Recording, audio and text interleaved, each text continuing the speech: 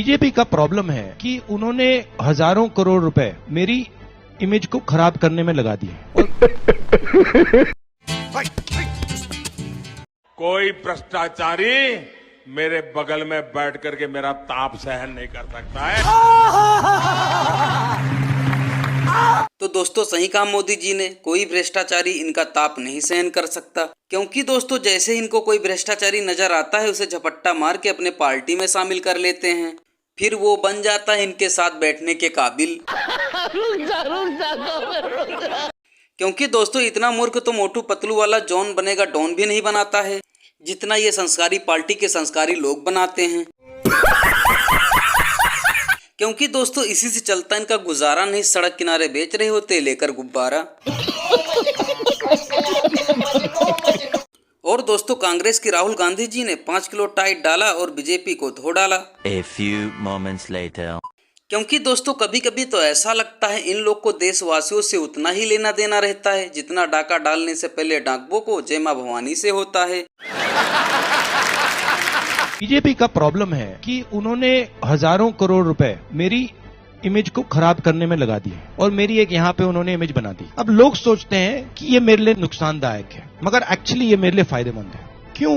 क्योंकि सच्चाई मेरे हाथ में है और सच्चाई को छुपाया नहीं जा सकता है। तो जितना पैसा ये मेरी इमेज को खराब करने में डालेंगे उतनी शक्ति वो मुझे दे रहे हैं, उतना मैन्यूवरिंग रूम वो मुझे दे रहे हैं। आप देखना, क्योंकि सच्चाई को छुपाया नहीं जा सकता, दबाया नहीं जा सकता। जहां तक पर्सनल अटैक्स की बात है, पर्सनल अटैक्स इसलिए आते हैं क्योंकि व्यक्ति राजनीतिक पोजीशन लेता है। अगर आप बड़ी शक्तियों से लड़ोगे तो पर्सनल अटैक आएगा। अगर आप किसी शक्ति से लड़ नहीं रहे हो, अगर आप ऐसी फ्लोट कर रहे हो तो पर्सनल अटैक नहीं आएगा। तो मैं जानता हूं जब मेरे पर पर्सनल अटैक आता है तो मैं सही काम कर रहा हूं, मैं सही डायरेक्शन पे चल रहा हूं। पर्सनल अटैक होती है, ये जो पैसा बीजेपी मेरे इमेज को खराब करने में डालती है, ये एक प्रकार से मेरा गुरु है। अभी मजा आएगा ना भिड़। और दोस्तों सोनिया गांधी जी ने छत्तीसगढ़ में मचा दिया धमाल। क्योंकि दोस्तों साहब जी कहते थे किसानों का कर्जा माफ हो जाएगा, लेकिन दोस्तों कांग्रेस सरकार ने कर्जा माफ करने का काम छत्तीसगढ़ में 24 घंटा के अंदर कर दिया। क्योंकि दोस्तों इसीलिए तो कहना है कि बनके हादसा बाजार में आ जाएगा, जो किया नहीं वो अखबार में आ जाएगा, कि चोर उचक्कों की करो कदर, ना जाने कौन किसकी सरकार में आ जाएगा।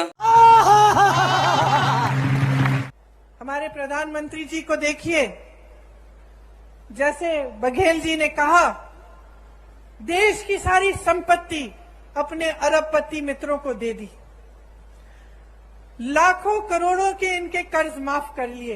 जब किसानों को के कर्ज को माफ करने की बात उठती है तो कहते हैं कि पैसा नहीं है। यहां छत्तीसगढ़ में कांग्रेस की सरकार ने कर्ज माफ करने का काम 24 घंटों के अंदर अंदर किया। इन्होंने क्या किया?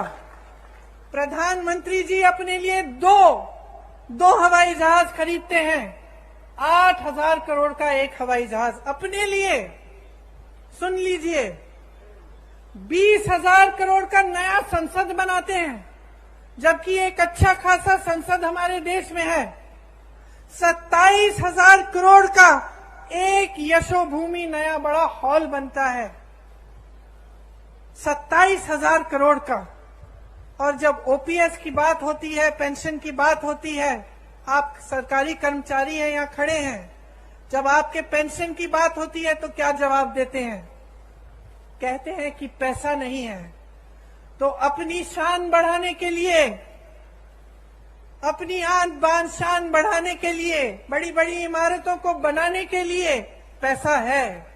अपने उद्योगपति दोस्तों के कर्ज माफ करने के लिए पैसा है। अपनी देश की संपत्ति को अपने उद्योगपति दोस्तों को सौंप सकते हैं, लेकिन आपका पेंशन नहीं दे सकते, जो आपकी मांग है। आज छत्तीसगढ़ की सरकार आपको पुराना पेंशन दे रही है, क्योंकि जब नीयत सही होती है तो जो जनता के लिए अच्छा होता है वो सरकार करती है। और दोस्तों गोदी मीडिया वाले रेवड़ी की प्रचार में लगे रहते हैं और जनता को गुमराह किया करते हैं। यही नहीं, अभी और सुनिए। क्योंकि दोस्तों इसी से चलता इनका खर्चा पानी नहीं, सड़क किनारे बेच रहे होते लेकर ठंडा पानी। अरे बाप रे, ये तो धोती खोल रहा है। देखिए, फ्री की रेवड़ी तो हर कोई बांट रहा है। देखिए, बिल्कुल इस संस्कृति का तो बिल्कुल मैं शुरू से मानता हूं कि ये घूस की परंपरा है। आप एक प्रकार से आप वोटर्स को आप घूस दे रहे हैं कि हम आपको फ्रिज देंगे, टेलीविजन देंगे, हम ये चीज़ देंगे, वो चीज़ देंगे, मोबाइल देंगे, लैपटॉप देंगे। ये सारी चीज़ें खत्म होनी चाहिए कायदे से। राजनीतिक पार्टियों को नीतियों के आधार पर जाना चाहिए, न कि ये फ्रीबीज के आधार। देखिए, मैं आपको एक चीज़ बताता हूँ। ये जो पेंशन, ओल्ड पेंशन स्कीम है, उसको किसने खत्म किया? कांग्रेस पार्टी ने खत्म किया। कांग्रेस पार्टी की देन थी।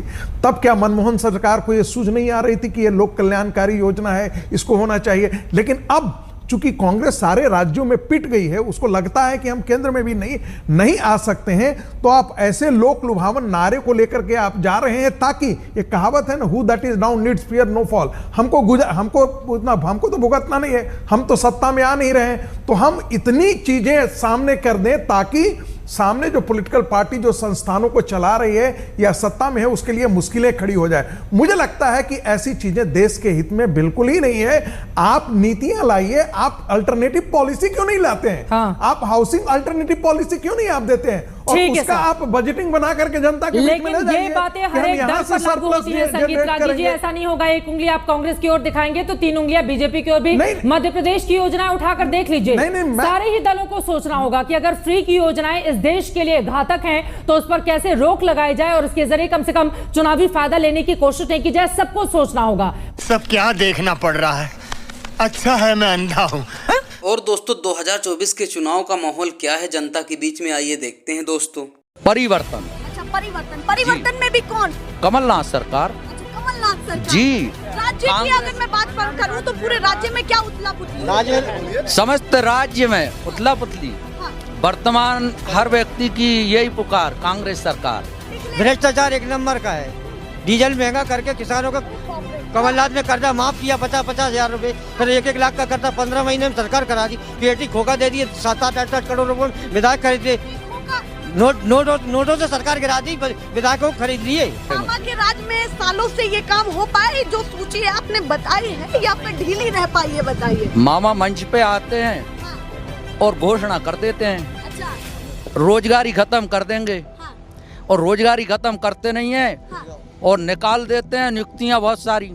तो उनका चेहरा आपको पसंद नहीं आ रहा है? जी बिल्कुल नहीं आ रहा है। आप कमलनाथ जी आएंगे? हाँ, नहीं भर पाएंगे। कांग्रेस सरकार बनेगी। रुको जरा, सब्र करो। एक बात बताइए, आपके चाइना के ऊपर, बॉर्डर के ऊपर एक भी रोड बनी हुई थी? मिलिट्री जा सकती थी बॉर्डर पे? 1-1 महीना लग जाता था उनको पहुंचने में। उनके खाने के मटेरियल भेजते थे, 1-1 महीना लग जाता था। अगले ने ऐसी सड़कें बनवा दी, अब ऐसे जाता है माल भी उनके पास। अच्छा।